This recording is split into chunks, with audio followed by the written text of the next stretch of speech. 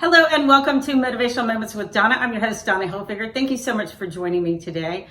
And this is my third week in September that I am dedicating this segment to our 24-year-old daughter, Cayce, that died in February of this year, which is 2020, from a drug overdose. And the reason I'm sharing this is because my hope is that if it can help one single person out there listening to this or watching this, or even finding it later on social media, that's why I'm sharing my pain.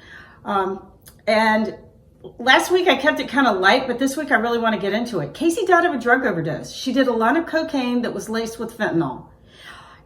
Any kid out there knows, or anybody out there doing drugs, not just kids, knows that these drug dealers are lacing these drugs with different things. They're cutting them with different things so that they can stretch it to go further. But people are choosing to do it anyway.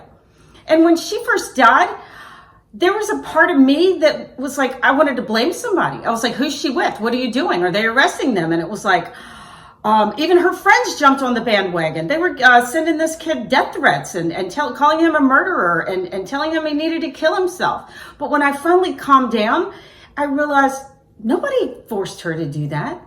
Cayce chose to do this. And I want to back up because people say that, smoking pot is a gateway drug. It happened to be for her because the kids she hung out with, your environment, I talk about this all the time. Your environment is everything. The kids she hung out with in high school, got her into smoking pot, but she chose to do it. They didn't force her to do it, but she hung out with the wrong people. And, later on, she got in with the wrong crowd and did some heavier drugs and really got herself, messed up there for a while. But she got herself straightened out. And she told us, she said, I'm done with all of that. I don't want to live like that anymore. And as a matter of fact, she'd been living at home for a good 6 months or more. And we thought everything was fine. She told my husband, she said, I'll smoke a little weed once in a while. And I'm going, hey, I'll take it. It's legal in so many states if that's all we've got to worry about. But she chose to, this particular night, do a line of cocaine thinking, oh, this is fun. And she never woke up. And I'm here to tell you, as a parent, I can't tell you how heartbreaking that is for us as parents. So if you know of anybody, whether it be a child, whether it be an adult, go shake them and wake them up and say, this could be you. My daughter made one wrong decision and made a mistake, and we're never going to see her again. So please, if you know of anybody, I'm sharing this so that it can help at least one person. Hopefully it'll help a lot of people. But, I want to back up to the kid she was with. I had her friends reach out to me and go, this guy's suicidal. He was with her. And I said, as angry as I was in the beginning, because it's human nature. That's what we do. We want to blame somebody. And I wanted to blame somebody. But it was her decision. She chose to do that line of cocaine. And I know a lot of people out there are going to go, oh, no, but you need to, chase down the drug dealer. And the police didn't do anything. And if I live the rest of my life in that energy, it's not going to do me any good. It's just going to make me feel bad. So I'm doing this so that hopefully her death can save somebody else's life. Because they're going to be drug dealers and people are going to do drugs, but wake up.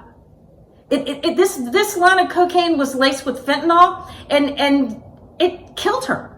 And it could do the same thing to any of you or any of your loved ones that are out there doing drugs. So wake up. And I called this boy that she was with and said, I want to talk to you. And I said, I don't blame you because it was her choice. She decided to do it. And I'm telling this because everybody that I talked to, what did they do? What did they do with the people she was with? Nothing, because they did the right thing and they called the police. So as human beings, we want to place blame elsewhere. We want to be in denial. It's like, no, this is the reality of it. Our kids make bad decisions.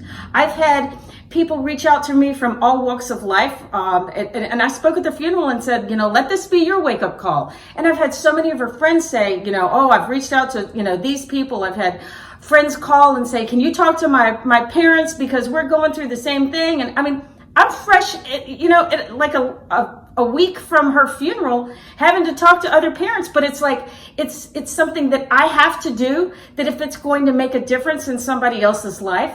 So I'm taking this segment today to tell you, if you know of anybody, this could happen to them if they are doing drugs. And if any kids happen to see this through any of my social media or happen to see it when it's airing on Fox 5 Plus, I want you to reach out to your friends and go, this could be you, and I don't want you to die. It's that serious, and nobody wants to talk about it. So I hope you join me next week. I promise you I'll keep it on a lighter note next week, because I want to tell you about some of the signs that she's given me and the visit that I had. And it was a visit. It was not a dream. Join me next week, and I hope you enjoyed this. Thank you.